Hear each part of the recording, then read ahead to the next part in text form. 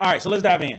The effective strategies to increase participation of Black men as clients, counselors, and counselor educators.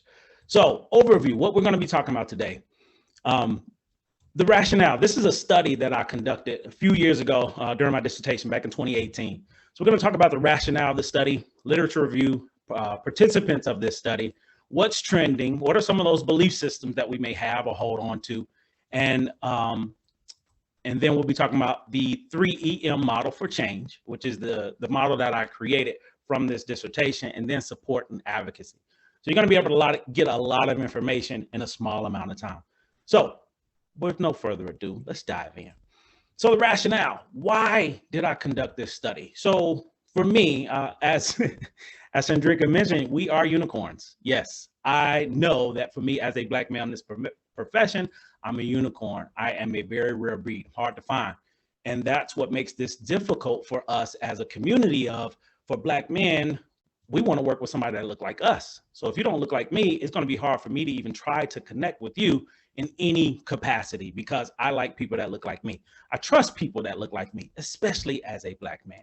So that's part of some of the barriers that we'll dive into as we work in this process.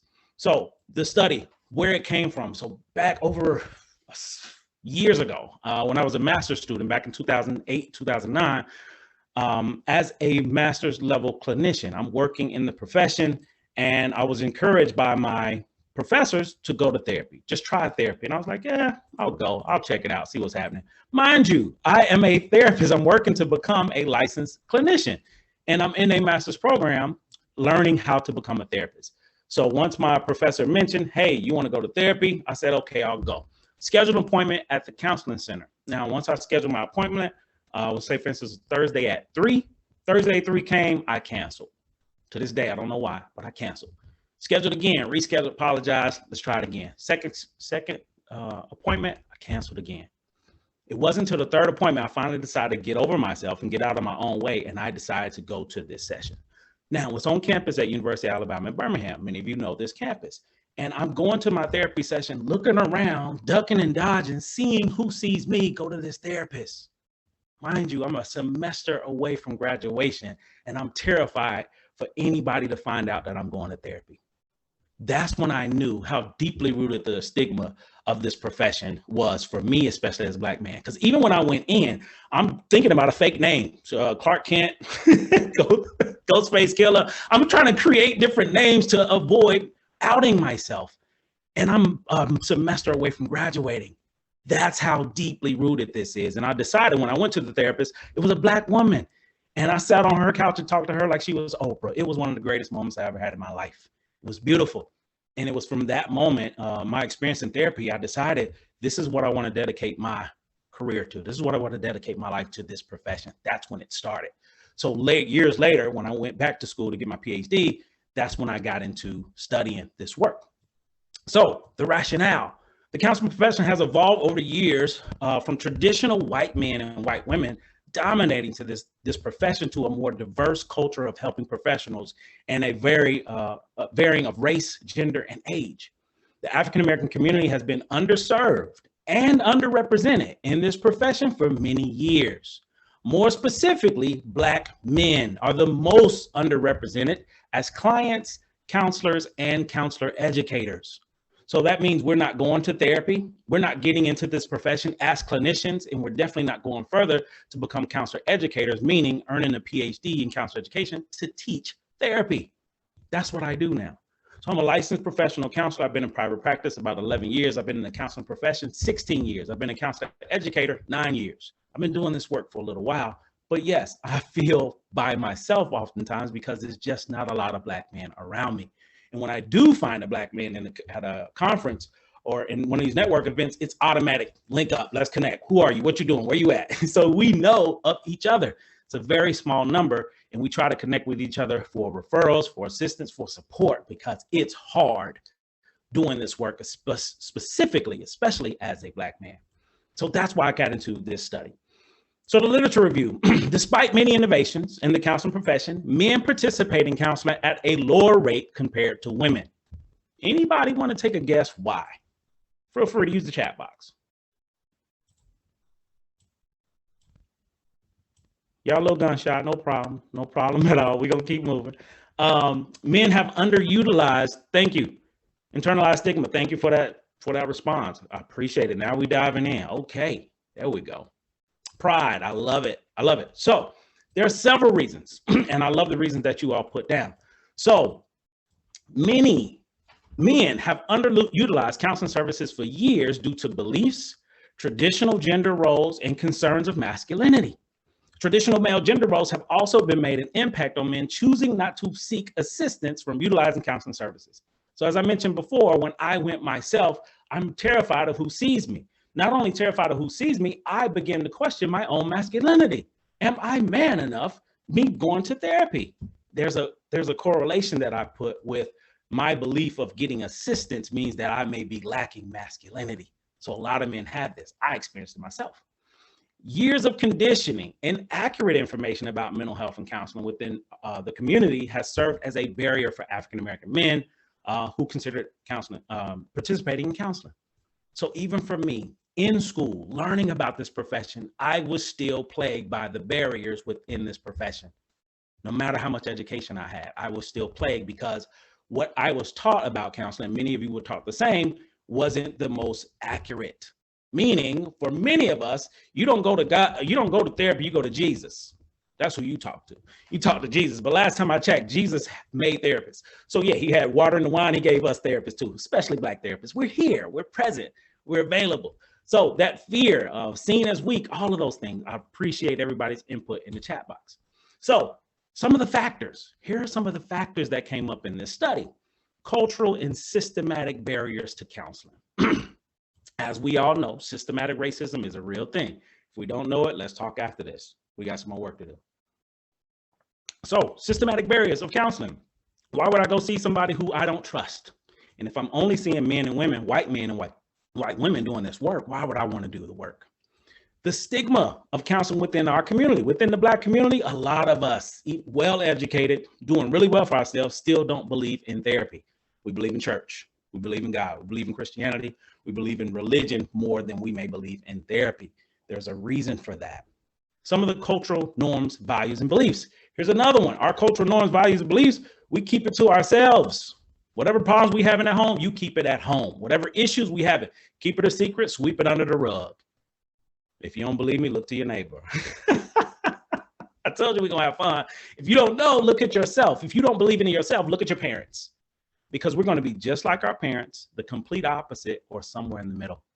So if my parents never went to therapy or talked about therapy, why would I ever go? Why would I ever talk about it? Because I'm doing what my parents did or didn't do. More barriers. The effects of slavery and systematic racism. So yes, slavery still has an effect on us currently when it comes to therapy. Who was our oppressor? White people. So therefore, who's providing therapy? White people. Guess what? I'm not interested. I don't trust. So that cultural mistrust of people doing therapy is another barrier that I'm not going to go to therapy. And this misconception about what therapy is. I'm not going to somebody to tell me what to do with my life. That's not what therapy is, but that's what I believe therapy is. Stereotyping of the African-American male. What would the community say? What would the hood say if I went to therapy? What are people going to say about me if I go to therapy? I'm not trying to risk it. So therefore, my integrity, my lifeline, my image is on the line. Therapy doesn't equal gangster. Therapy doesn't equal masculinity for some men. Therapy doesn't equal, vulnerability doesn't equal masculinity. But the opposite actually applies. To me, the most vulnerable men are the most masculine. It's a different perspective, a different belief system. Gender roles and masculinity and religion, that plays a role. These are several barriers of why men don't participate. So my participants in this study, I researched, I did an interview with 12 African-American men from the West Coast all the way to the East Coast. And these are men that's in the profession as counselors or counselor educators. And what I found, and the age group ranges from 30s to, from the 20s, mid-20s, all the way to mid to late 40s. All Black men from different parts of the world. So what's trending? What do I find out? What do we know? So I'm curious. I want to hear from your perspective. What do we know about Black men? Who are they? Jump in the chat box. Who are black men? How would you represent black men? How would you describe a black man? Next question. What roles, values, and responsibilities do black men have or have taken on? Any thoughts? Jump in the chat box. What are the ideas of daily stress, struggle, and concern for black men? Last question. What is the perspective about counseling, mental health, support, and assistance for black men? Many of you have several different thoughts, several different comments related to this concern. So let's dive in a bit. So when we think about black men are black men. We are not a monolith. We're not just one thing. We're several things. Our responsibilities and values, a lot of times we take responsibility for all. That means a lot of us have the Superman complex. I'll try to save the world at the expense of myself. So oftentimes I'm looking at how can I save the world? But to be honest, how can you truly save the world if you're not willing to save yourself first? Some of the daily stressors, struggles of black men. As you all know, yes, I am Dr. Jason Branch. I have a PhD. So 99.9% of the time, I am my authentic self. That 0.1% of the time when I can't be my authentic self is when my life is in jeopardy. My life is in jeopardy anytime I get pulled over by the police. These are facts. Because any police officer that pulls me over have no idea I got a PhD, no idea about my educational background. They don't give a damn. Oh yeah, I do cuss, by the way. That's when I can't be my authentic self. Because on a scale of 1 to 10, I'm usually on 12. When I'm talking to the cops, I'm on a 3. Yes, sir. No, sir. I'm doing everything I can to leave that traffic stop without incident. That means I have to change who I am to make other people feel relaxed around me. So the color of my skin is a threat. So if you're a black man in America alone, you may feel as though you're a threat to other people. So therefore, I have to cater my life to other people to seem less threatening. So oftentimes black men go out of their way to make sure other people around them feel safe. That's a disconnect. That's a disservice for us to black men. So imagine if you had to live a life where you're constantly trying to do what you feel as though is right or what's best to stay safe just by being who you are. That's the power of what we deal with as black men. That's what happens to us. So diving deeper, the trends, what's trending, right? The negative stigma of counseling and mental health continues to serve as a barrier for African-American men who seek counseling. So even men who've decided, I'm ready to go. I'm ready to try this counseling thing. Let's see what happens. And they start reaching out and they find out there's nobody doing the work that look like them. It's a barrier. So now that I've decided I'm ready to go to therapy, there's no one there that looks like me doing this work. So therefore, I'm not going to go. And I'm searching high and low, trying to find a therapist that looks like me, and I can't. So therefore, I don't go. Another barrier. And this continues to plague black men. There are negative attitudes about counseling and mental health for men more so than women. So what do you think the reason is that black men may view therapy very differently than black women? Any ideas? Jump in the chat. Jump in the chat. Okay. So there's a lot of reasons that women go to therapy more often than black women go to therapy more often than black men. Let's just keep it simple. Let's take race, culture, creed out of it. Let's just deal with women in general. Women in general don't mind having conversations, having courageous conversations, talking about feelings and emotions. Women have been doing it since the beginning of time. Men, not so much. We have to learn how to talk. We have to learn how to express our feelings because many times our fathers didn't know how, and that's what they taught us. We don't talk about feelings. We don't talk about asking for help. I love the comment. We don't ask for help. We take care of it ourselves. Again, that Superman mentality keeps us locked in doing things that probably doesn't help us. And if you notice, many of you have connected to black men in some type of capacity, whether dating, relationship, family members, father, brother, uncle. You see the same story over and over again. How are you seeing the same story from all these different black men? It's because the historical concept is still the same. This is what we're taught, and we can only repeat what we know. That's it. No disrespect, no shade, but I can only give you what I know. And what I know is I don't talk about my feelings. I don't talk about myself. I don't become vulnerable. I'm not with that. I'm not about that. I haven't been taught how to, so I don't know how. So I'm not doing it. Does this make sense? I need some feedback. Give me some in the chat box. Y'all with me? Y'all here? Okay. So let's talk about belief system. So these are some of the belief systems that men and women we have into this profession. It's a belief. What I believe about therapy is the reason that I don't go. What I believe about myself is also a reason that I don't consider therapy. So let's break down belief systems. I like to keep things simple, okay? This is the most math we're going to do in this presentation. I promise. A lot of us are helping professionals.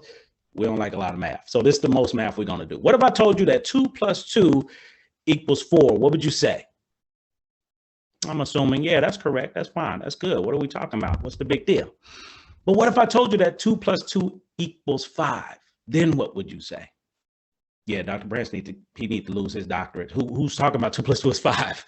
Nobody does that. The reality is we do it all the time. The difference between those two equations, one is a fact and one is a belief. 2 plus 2 is 4 is a fact. How do we know? It can be proven. Got 2 apples, get 2 more apples, boom, we got 4. 2 apples plus 2 apples equals 5 is a belief. We can't prove that. So many of us are plagued by our own beliefs. Our own beliefs keeps us plagued. Let me break down what that looks like.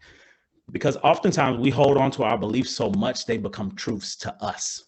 They become facts to us. So anything that you do in life is based off of your beliefs. Anywhere that you are, anything that you do is based off of your beliefs. Let me break this down a bit. And some of y'all can relate to this. Not all, but some. Is there anyone besides myself, and please jump in the chat box for this one. Is there anyone that has a drawer, cabinet, closet, or anything in their home with a bag full of plastic bags? Just bags piled on top of bags, just somewhere hidden, jumbled up. Yeah, okay. Thank you, Courtney. I love this honesty. Thank you, Ashley. I love this honesty. Thank you, Hope. I love it. Ooh, look, sorry. I see you excited. Thank y'all for this truth in this room, right? So let me break this down for you just a little bit to help you understand how deeply rooted stigma is, how deeply rooted our beliefs is. The reality is, what if I asked you right now to get rid of all of those bags? What would you say? I'll tell you. Dr. Brett, you lost your mind. You want me to get rid of my bags? Are you crazy? Have you lost some marbles? Because there's a belief connected to the bags. Understand, all of you who have these bags, use them for some certain particular reasons. Could be, and I'm definitely telling on you if I call you out, a bathroom trash can liner, picking up dog poop, packing my lunch, picking up different things, flouring my fish and chicken, whatever it is that you do with those bags, you hold on to them for dear life. What the belief is, I can't get rid of these bags because I may not, I'm always going to need them. I might run out. The truth is, the fact is, you will never run out of plastic bags. How do we know that? Because you have to grocery store at least 2 or 3 times a month, refilling. You get 10 to 15 bags every trip. So now that 100 bag collection you got is about up to 1,000 bags. How do I know? Go check your cabinet. Go check your cabinet. You don't believe me? Go check your cabinet. Don't take my word for it. Go look in your cabinet. So let's dive into it a little bit deeper. When your beliefs are challenged, the first thing you do is defend. So I asked you, what if I asked you to get rid of all those bags? Your first response was, hell no, I will not. I need these bags. I have to have these bags. That's the belief. The fact is, you don't need 1,000 of them. You can be okay with 5 or 10. You don't need 100. You could do okay with 5 or 10. But the belief is, I need 100 because I might run out. The reality is, you will never run out because you always go to the store. Fact versus belief. Okay? This is why. Anytime our beliefs are challenged, we have to defend them. We keep 1,000 bags because we believe we're not going to be able to refill them, which is a scarcity mindset. I'm afraid I'm going to lose them. Where does that come from? All the way to slavery. True story. Don't believe me? Look it up. So what's the value of these plastic bags?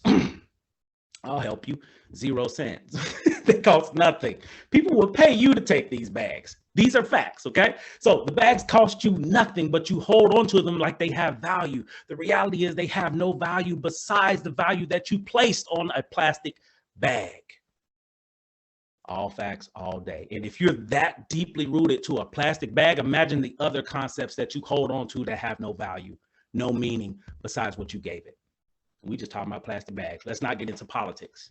Let's not get into religion. Let's not get into spirituality, sexuality. Let's not get into the drama, Black Lives Matter movement. Let's not get into that, because the belief system, if it's so connected to a plastic bag, imagine what it is to systematic oppression and racism and Black men being killed by police. Let's get into that.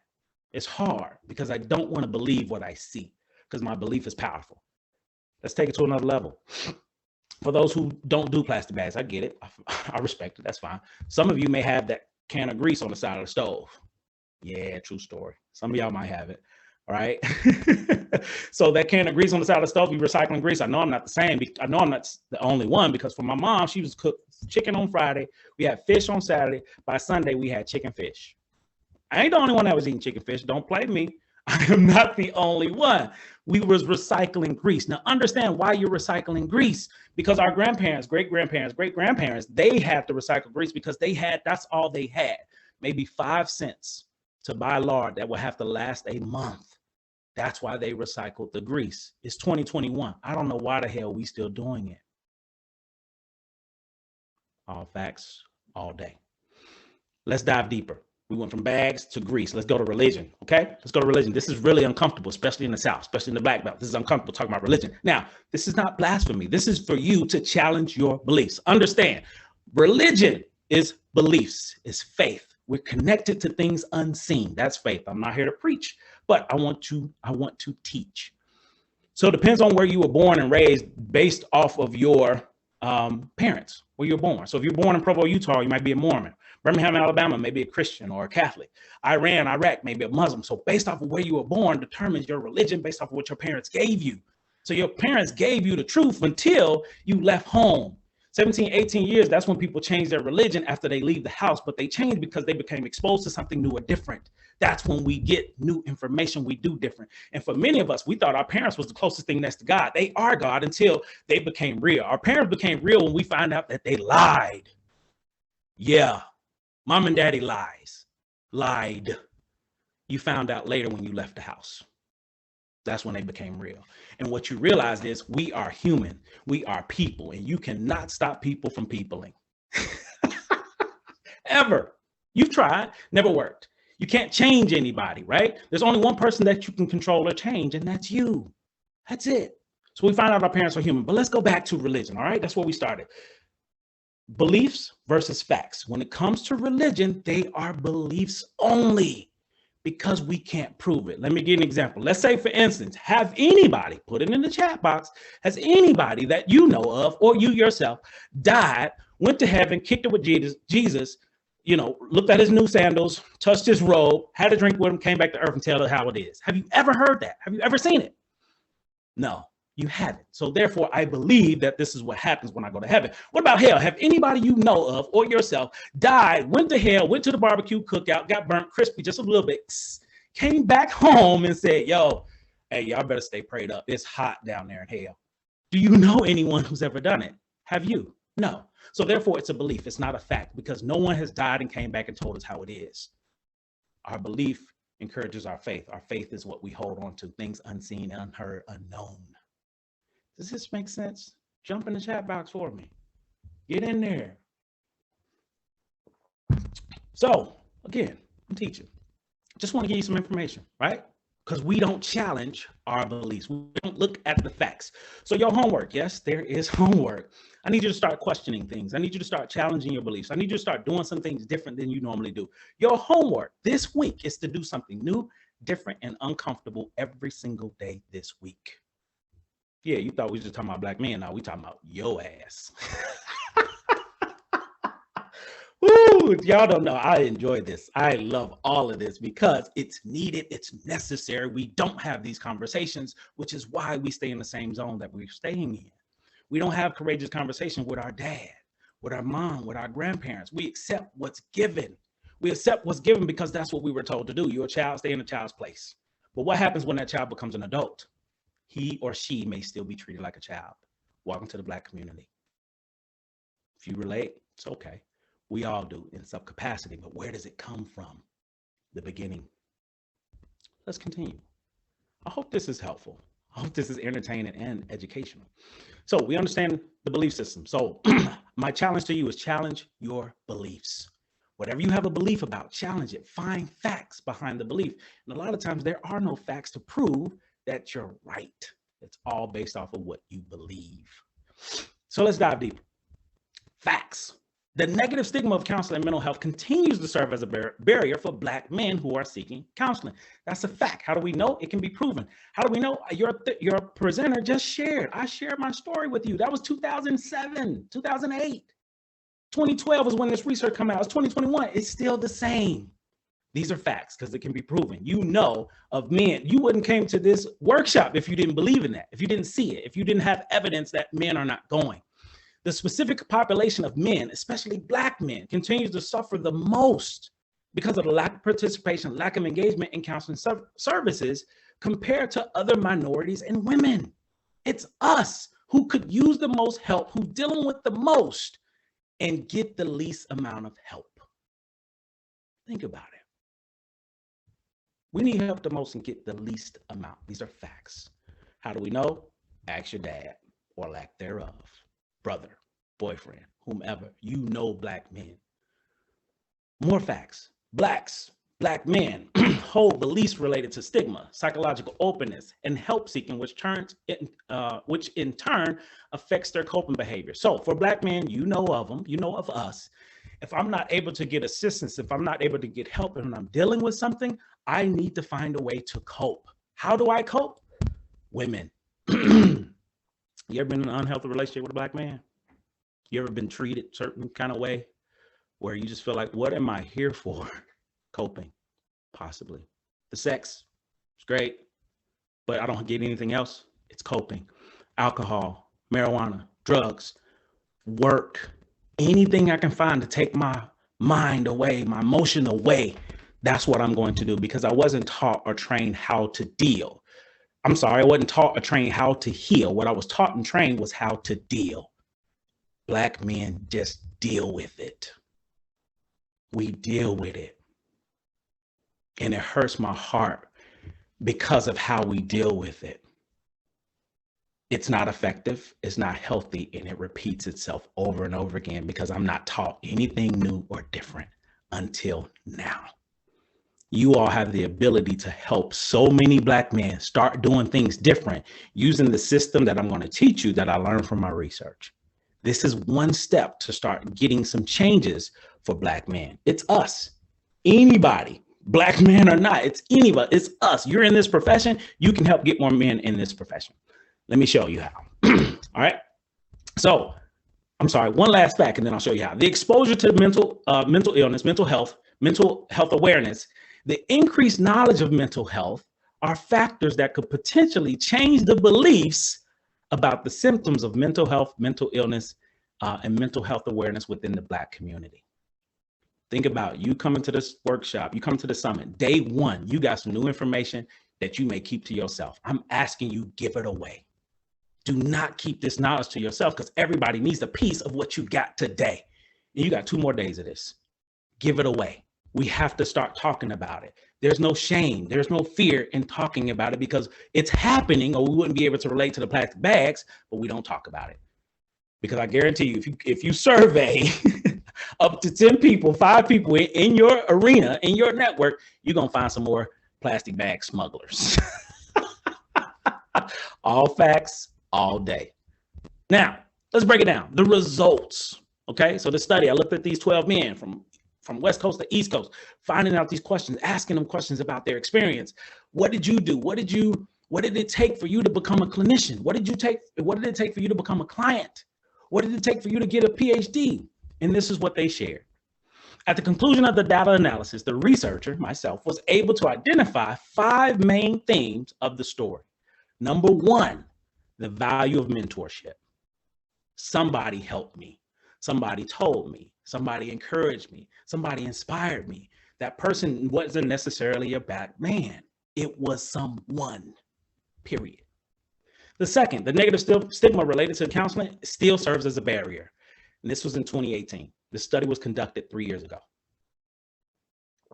Now imagine how much we've grown or have regressed because of the pandemic. I believe, I don't know, it's not studied yet, not researched yet. I believe that this pandemic may have gotten more Black men to go to therapy than ever before because we don't have to be in person. It can be virtual, FaceTime. So therefore, I get some anonymity, meaning neck down. You don't know what I look like, neck down, neck up. Yeah, we work, we'll talk, we'll do some of those things. Number three, the lack of representation of Black men in the profession was a barrier. It's not enough of us. As Chandrika mentioned, she got excited seeing me. Why? Because it's just not a lot of us. And it is exciting when you see a Black man because you know the impact of representation. Somebody brought it up in the chat box. These are things that we know, not we believe. These are facts. Next, number four, the lack of diversity, inclusion, and the value of Black men in the profession. I feel as though, and this is my personal opinion, Black men are not valued in this profession. We're not. Because think of the people who originated this profession: white men, white women, Freud, Adler, Rogers. These were white men. Some of them not even from the US. There are no Black men represented as theorists. So how can I feel represented if the people I'm studying don't look anything like me? And the people who teaching me who I study looks nothing like me. Why would I want to be a part of that? Anybody. Why would anybody want to be a part of that?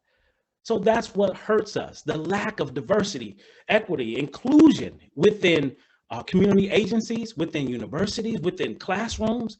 We don't have them. We don't have Black male professors. Now, true story, I'll give you my truth. The first Black male professor I've ever saw was in 1993.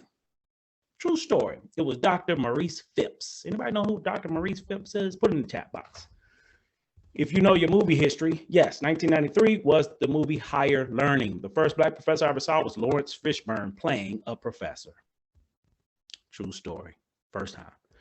Second time I ever saw one. I'm sorry. The first time I ever saw a Black male professor in my life was when I was in my master's program. So all throughout my undergrad experience, I never saw a Black male professor, ever, until my first Black male professor I saw in the master's program. First time. Second time I saw a Black male professor, when I start looking in the mirror. All facts all day. It's real. And a lot of times we don't know about this. So how can I be something that I can't see? How is it possible? So that lack. So it's our responsibility, especially if you're not a Black male, especially if you are a Black man. It's our responsibility to start talking about it. It's our responsibility to start recruiting, bringing people in. Yo, I'm noticing ain't no Black men here. Can we find some? Can we find one? That's our responsibility. At your university, we don't have Black male professors. That's a problem. How can I do more? How can I do better? How can I bring it up? Guess what? I know of a Black man who does this work. Let's bring him in. Let's talk to him. We're not doing that work because we expect the universities to do it. How can I expect the university to do something they've never done before? If I step on your toes, I do not apologize. You see it on the news now. Black professors not getting tenure at PWIs, predominantly white institutions. There's a reason for it. Why is this even a conversation? Why? Let's go back to slavery. Let's go back to systematic racism. We're not talking about it. We're just living it. We're just dealing with it, but we've never healed from it. Number five, the importance of the recruitment and retention of Black men in the profession was the fifth category. So all the Black men that I researched, they said, yo, we need to get more Black men in here. So I'm mentoring, I'm supporting, I'm doing MBCC Minority Fellowship, I'm doing scholarships. I'm doing everything I can to recruit and retain Black men.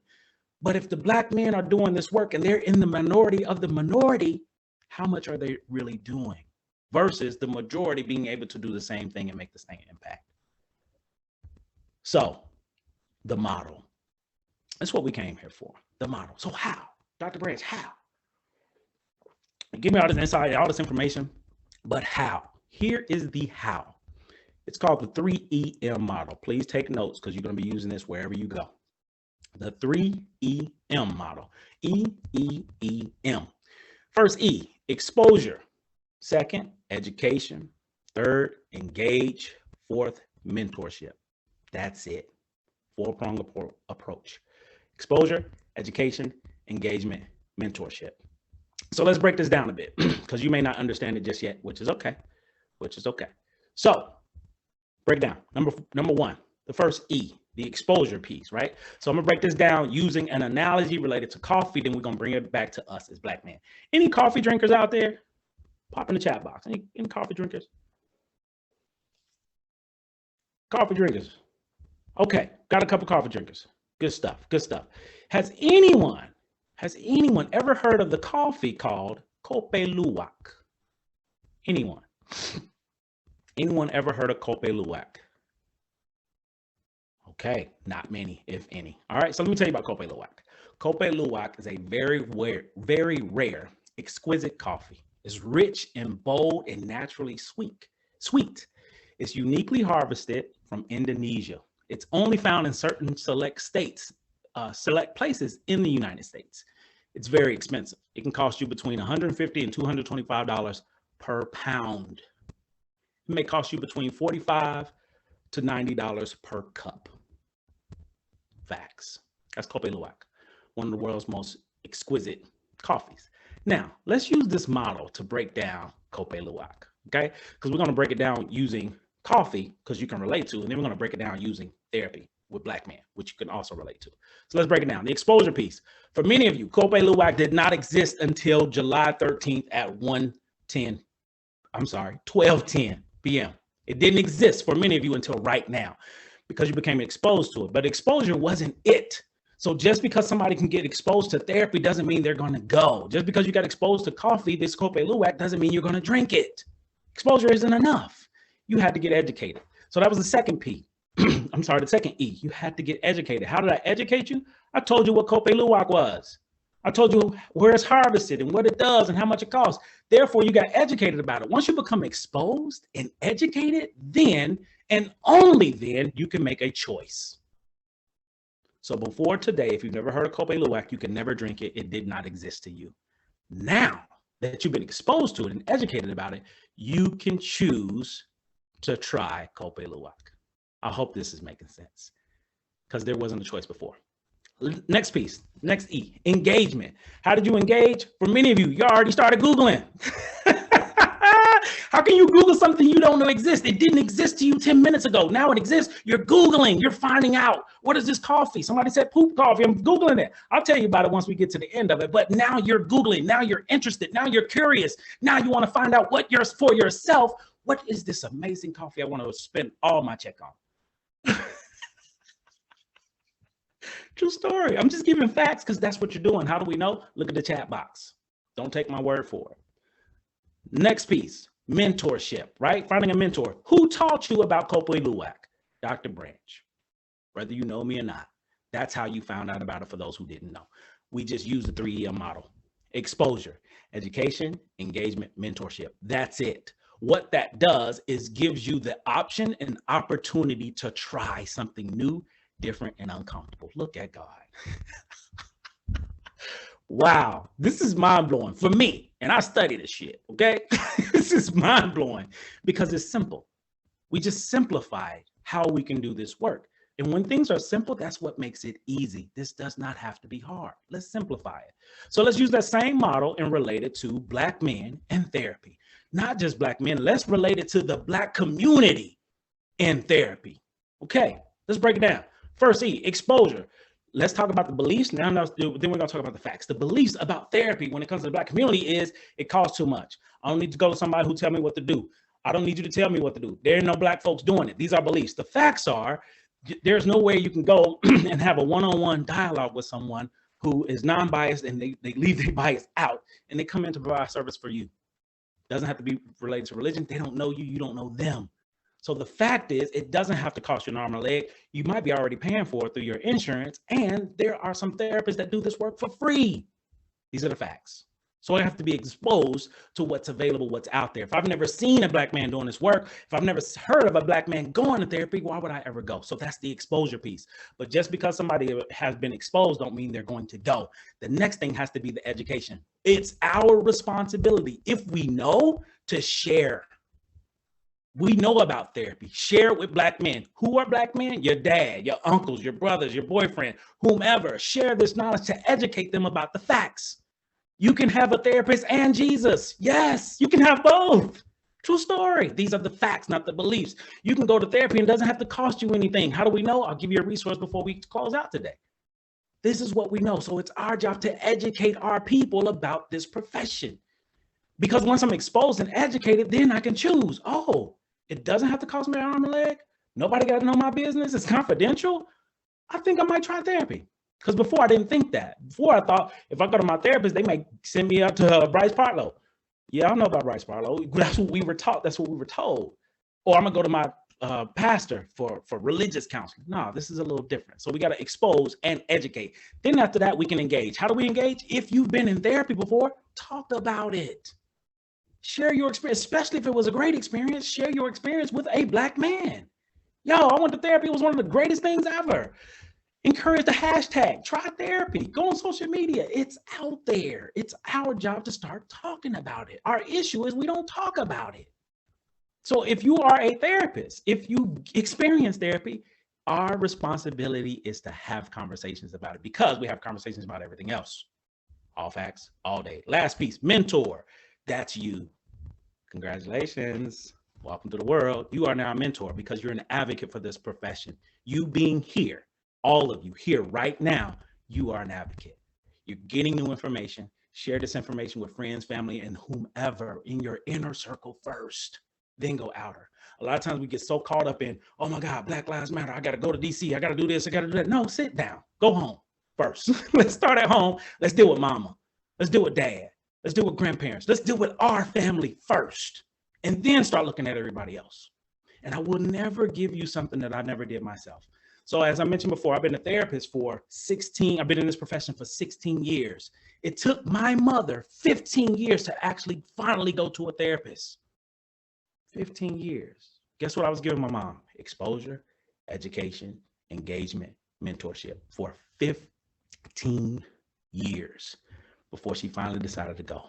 And since she's gone, last year, our relationship has grown in ways I never thought expected. I never expected to happen, but she went on her time and not on mine. But I just kept giving her the goods. I kept giving her the truth. I kept giving her the facts. Eventually, she got out of her own way and went to therapy. These are facts. Okay.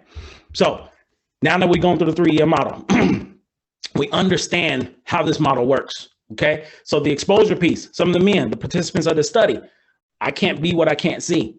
Education piece of the study. I was told that Black people don't go to therapy. Black people definitely don't become therapists. That was a belief that somebody had, which a lot of you may have the same belief. We don't go to therapy, but that's not the truth. That's a belief. The fact is Black folks do go to therapy. Black folks do therapy. How do we know? You're looking at a unicorn. Hey, y'all see my horn? It's pretty cool, right? So the engagement piece, I really believe that there's a lot of Black males with plenty of potential, but they just need guidance. We're not even talking to our Black men about the therapy, the profession as a whole. We're still talking about lawyer, doctor, engineer, basketball player, rapper, entertainer. We're still not talking about getting into this profession. How can you be a part of this profession and you don't publicize it yourself? How can you talk about how great this profession is if you've never gone to therapy yourself? Yes, I'm talking about you. And if I step on your toes, I do not apologize. We got 10 minutes left. I hope y'all okay. All right, next piece, the mentor piece. I was inspired or encouraged by someone who was in the counseling profession. Someone, not a Black man, not a white, someone. That's you. That's you. You make a difference. You make an impact.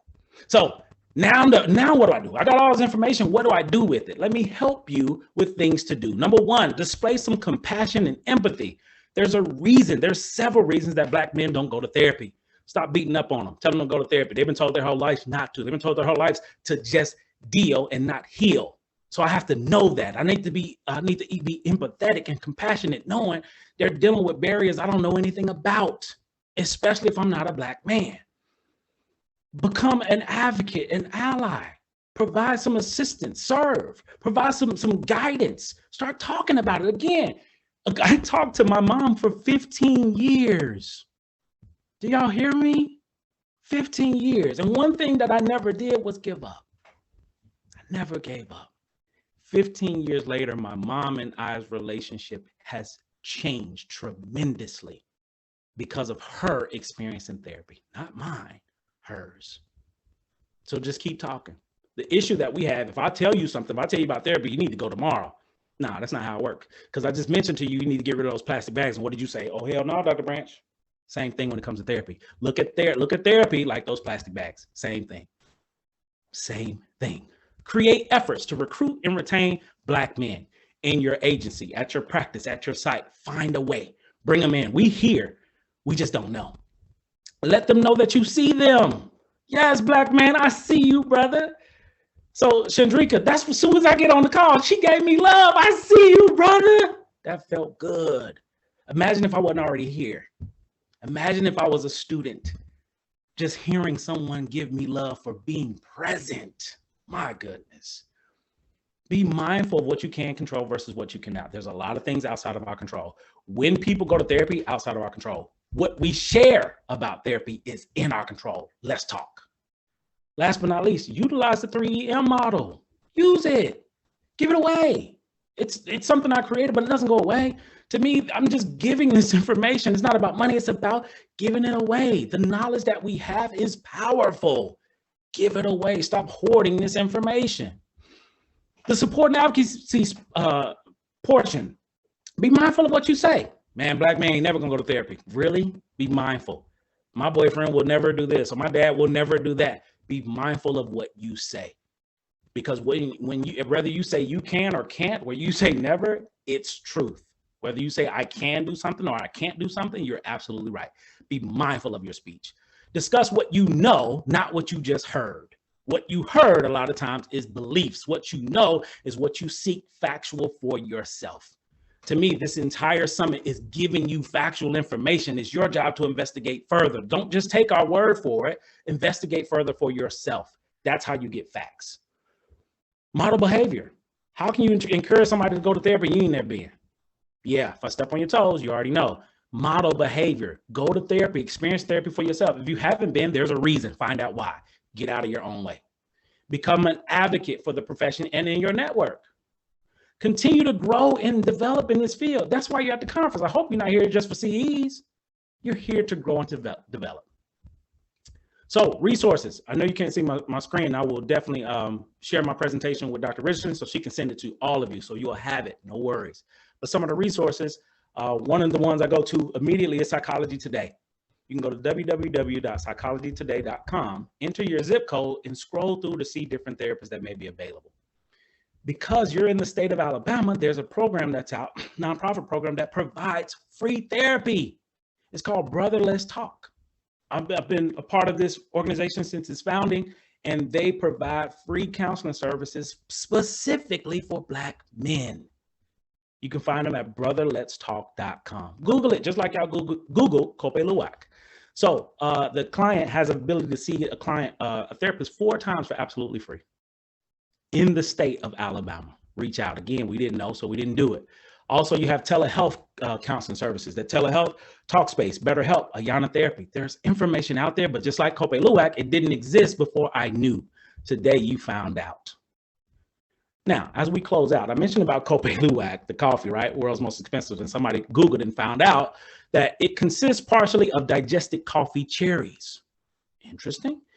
These coffee cherries are eaten and defecated by an Asian palm civet, an Indonesian cat. Yes, the most expensive coffee is cat shit. I can't make it up. Look it up. Google it. Don't take my word for it. Google it. The most expensive coffee is made of cat poop. These are facts, not beliefs. So we got 5 minutes left, and I want to open the floor to questions, comments, concerns, thoughts, rebuttal, prayer requests. Whatever you got, I am here. Talk to me. Talk to me. Talk to me. I'm having a hard time seeing messages. So I can help you, Dr. Branch, if you're having a hard time seeing the messages. I can definitely help you. Okay. So definitely. So somebody just said this has been energizing and illuminating. Thank you so much. And yeah, nobody's saying that. So if you would, you can put your questions in the Q&A session. If you'd like to give Dr. Branch, he only has 4 minutes. So if you all have any questions, I'll start by asking my question, Dr. Branch. Okay. I love your model. I love what you were saying. My question is, as Black clinicians in this field, how do we help each other become better advocates to each other while maneuvering through racial trauma and being that mentor all at the same time? So doing those dual relationships, how do we do that? Excellent question. Excellent question. To me, it's being willing to have courageous conversations, meaning sharing your truth. For example, I shared a lot of my truth with you all, and it brought us closer together. So imagine, because a lot of times us as clinicians, we live in this bubble that we got it together, or people perceive us to have it together. And reality is we struggling just like everybody else. We just may be struggling with something different. So to me, it's important to share with your colleagues your vulnerability, your truth. I'm struggling with the systematic oppression and racism. I'm struggling with what's going on in the news media. I'm struggling with it. Speak on it. We don't talk about it. We just accept it. This is what's going on in our world. Oh, well, it is what it is. As long as Trump ain't in office. No, it's not. So to me, let's have some courageous conversations with each other. Let's talk about our truth. Let's talk about our vulnerability. Girl, I was in therapy the other day. You won't believe what my therapist said. You won't believe it. We don't talk about that. I'm a therapist that's in therapy, and I love it because it helps me get better at being me. And I'm great at being me. I'm horrible at being anybody else. Awesome. The next question is, what if a Black man drops therapy? Should I reach out or leave it to his self-determination? Excellent question. To me, the therapist is working from their own house. My belief is always use your own discretion, meaning if you're working with a client and they drop off and you have that rapport, you have the connection, reach out, ask, hey, what's going on? Did I miss something? Did I drop the ball? Was this on me? Take ownership. They'll tell you, no, it wasn't you. It was too expensive. Or no, it wasn't you. I decided to go somewhere else. No, what? Or they may not say anything. Again, what I mentioned in the presentation, we have to be mindful of what we can control and the things that we cannot. Clients leave us with no explanation. They're good at ghosting because it's easier to ghost you. That's why they're in therapy, to figure out how to communicate more effectively. They're not that great at it. And so one more thing, this is like a pretty much a comment. It says, this has been great as a white male therapist who sees folks of color. The experience of hearing and seeing was as valuable are the facts you gave us. Good to hear. And for anybody that's not a person of color, white men, white women, you can serve as an advocate too. You have to be mindful of your own white privilege and don't be afraid to talk about it in session. Listen, I'm a white guy. I have no idea what it means to be Black. Teach me. You can learn from your clients as well. And learning from your client, let's say, for instance, you work on a Black male, and that Black male doesn't represent the entire community of Black men. It's one Black man. Learn from that man. My belief is you need to get a PhD in your client. All facts, all day. That is my time. Thank you, Dr. Branch, for being here. We love your energy. Thank you for being the unicorn that you are. We truly appreciate you, and we appreciate your advocacy with Black men in mental health as clinicians, as clients, and actually just supporting us, period, supporting the sisters as well, because we're all unicorns in our own unique way. So thank you so much for all that you contribute. We continue to learn and grow from you. We are so excited to see what's going to happen next in your life. Thank you. Thank you so much. Thank y'all for having me. Don't keep this information to yourself. Give it away. Give it away, please. Awesome. So Dr. Nadia and I are going to come back. Thank you again. So